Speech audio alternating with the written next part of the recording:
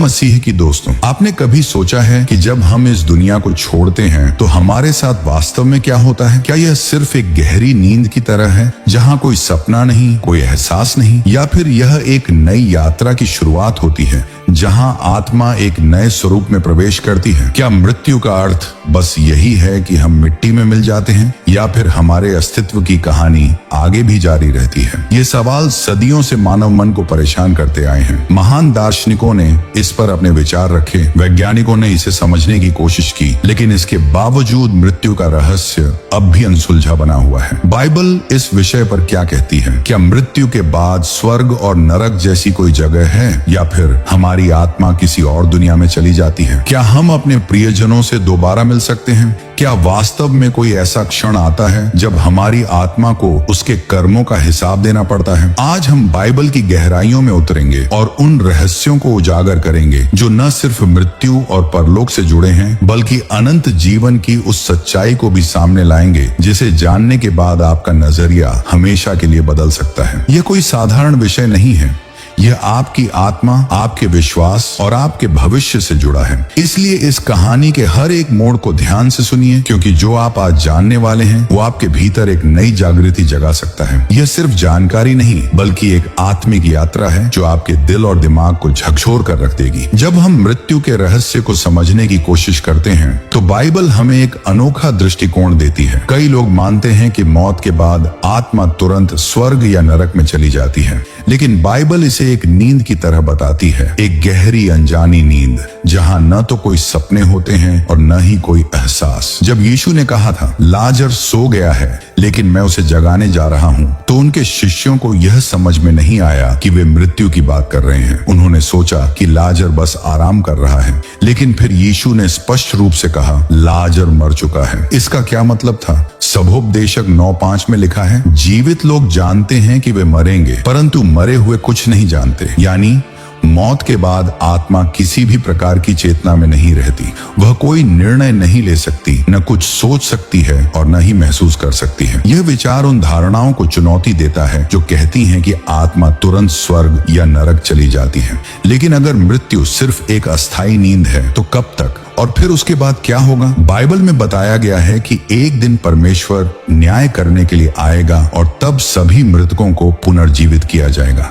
यह वही दिन है जिसे पुनरुत्थान का दिन कहा जाता है, जिस दिन परमेश्वर अपने चुने हुए लोगों को जीवित करेगा और उन्हें अनंत जीवन देगा। लेकिन क्या सभी के साथ ऐसा होगा? क्या हर आत्मा को फिर से जीवन मिलेगा, या फिर कुछ लोगों के लिए यह न्याय का दिन होगा? इस सवाल का जवाब बाइबल में छिपा हुआ है, और यही वह रहस्य है जिसे समझने के लिए हमें गहराई में जाना होगा। क्या आप तैयार हैं इस सच्चाई को जानने के लिए जो हमारे अस्तित्व के सबसे बड़े रहस्यों में से एक है? हम बचपन से सुनते आए हैं कि मरने के बाद अच्छे लोग स्वर्ग जाते हैं और बुरे लोग नरक में अनंत काल तक जलते रहते हैं। ये धारणा इतनी गहराई से हमारे दिमाग में बैठी हुई है कि हम इसे ही अंतिम सच्चाई मान लेते हैं। लेकिन क्या बाइबल वास्तव में यही सिखाती है, या फिर सच्चाई कुछ और ही है? अगर हम बाइबल को ध्यान से पढ़ें तो हमें पता चलता है कि नरक कोई ऐसा स्थान नहीं है जहां आत्माएं अनंत काल तक जलती रहे। बाइबल हमें सिखाती है कि नरक नाश का स्थान है जहां पाप और अधर्म का अंत किया जाएगा, न कि किसी को अनंत यातना देने के लिए रखा जाएगा। यीशु ने स्वयं कहा था कि अंतिम दिन पर न्याय होगा। इसका मतलब यह हुआ कि किसी की मृत्यु के तुरंत बाद उसे स्वर्ग या नरक नहीं भेजा जाता, बल्कि वह न्याय के दिन की प्रतीक्षा करता है। तो फिर सवाल उठता है, अगर मरने के तुरंत बाद आत्मा स्वर्ग या नरक नहीं जाती तो वो कहाँ जाती है? बाइबल के अनुसार मृत्यु के बाद आत्मा एक गहरी नींद में चली जाती है जहां उसे कुछ भी अनुभव नहीं होता। यह वही स्थिति है जिसका उल्लेख सबोपदेशक 9:5 में किया गया है। मरे हुए कुछ नहीं जानते। इसका मतलब यह हुआ कि जब तक अंतिम न्याय का दिन नहीं आता तब तक हर आत्मा एक निष्क्रिय अवस्था में रहती है।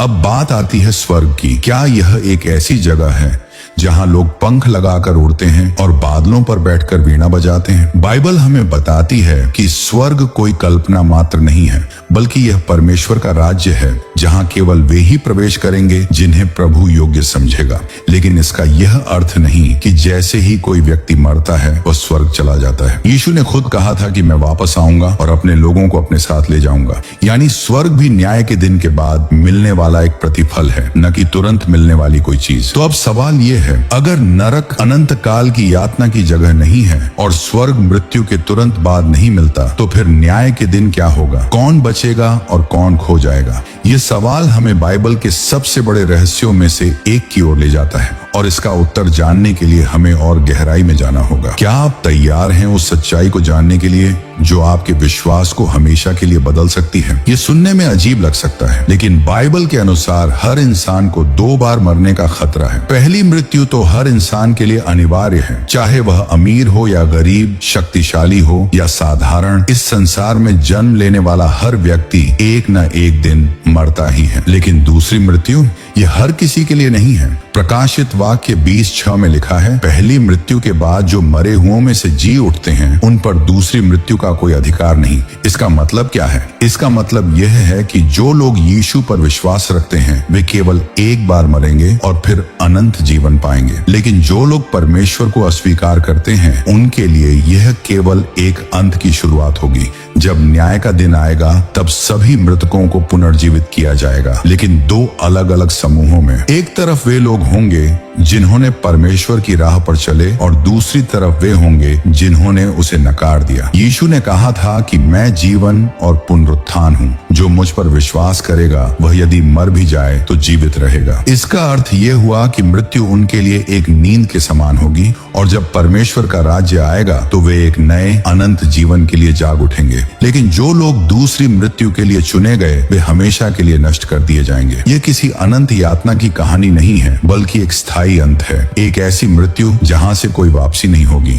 प्रकाशित वाक्य 21:8 में लिखा है कि जो लोग परमेश्वर से दूर रहे वे आग और गंधक की झील में डाल दिए जाएंगे, जिसे दूसरी मृत्यु कहा गया है। अब सवाल उठता है, क्या हम अपनी नियति खुद चुन सकते हैं? जवाब है हाँ। हमें आज यह तय करना होगा कि हम किस रास्ते पर चलना चाहते हैं। क्या हम अनंत जीवन की ओर जाना चाहते हैं या फिर उस मार्ग पर चलेंगे जो दूसरी मृत्यु की ओर ले जाता है? परमेश्वर ने हमें पहले ही चेतावनी दे दी है और अब फैसला हमारे हाथ में है। अब सवाल यह उठता है कि अगर मृत्यु इतनी रहस्यमयी और शक्तिशाली है तो हमें क्या करना चाहिए? क्या हमें इसे लेकर डरना चाहिए या फिर इसे एक नए सफर की तरह देखना चाहिए? इस सवाल का जवाब खुद यीशु ने दिया था, जो मुझ पर विश्वास करता है वह चाहे मर भी जाए फिर भी जीवित रहेगा। यूहन्ना 11:25। ये कोई साधारण शब्द नहीं है, यह अनंत जीवन का वादा है। इसका मतलब यह हुआ कि अगर आप यीशु को अपना मुक्तिदाता मानते हैं तो मौत आपके लिए डरावनी नहीं होगी। यह सिर्फ एक दरवाजा होगी जो आपको एक नए और बेहतर जीवन की ओर ले जाएगी। सोचिए, अगर मृत्यु के बाद कुछ भी नहीं होता तो जीवन का कोई मतलब नहीं रहता। लेकिन बाइबल हमें बताती है कि मृत्यु कोई अंत नहीं बल्कि शुरुआत है एक नई दुनिया की, एक नए जीवन की। यीशु ने कहा कि जो उस पर विश्वास करते हैं वे नए शरीर के साथ पुनर्जीवित किए जाएंगे। लेकिन सवाल यह है कि हम इस जीवन के लिए खुद को कैसे तैयार करें?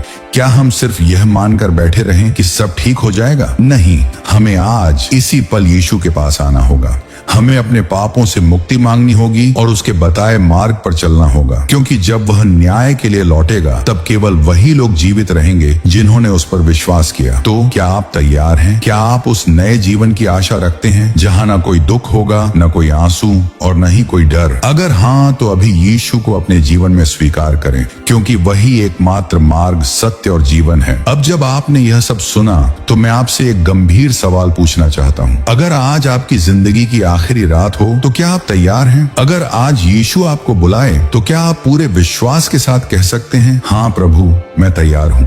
यह सवाल केवल एक विचार नहीं है, बल्कि यह आपकी पूरी जिंदगी और अनंत भविष्य से जुड़ा हुआ है। क्या आप वाकई इस सवाल का जवाब देने के लिए तैयार हैं? अगर आपके मन में थोड़ा भी संदेह है तो आज ही अपने जीवन को बदलने का सही समय है। ये कोई मामूली बात नहीं बल्कि आपके अनंत काल के भाग्य का निर्णय है। बाइबल हमें सिखाती है कि यह जीवन अस्थायी है, लेकिन मृत्यु के बाद जो कुछ भी होने वाला है वह हमेशा के लिए रहेगा। क्या आप उस जीवन के लिए तैयार हैं? क्या आपने यीशु के अनुग्रह को स्वीकार किया है, या फिर आप अब भी सोच रहे हैं कि बाद में देखेंगे? आपके पास अभी भी समय है। यीशु अपने पास आने वाले हर व्यक्ति का स्वागत करते हैं।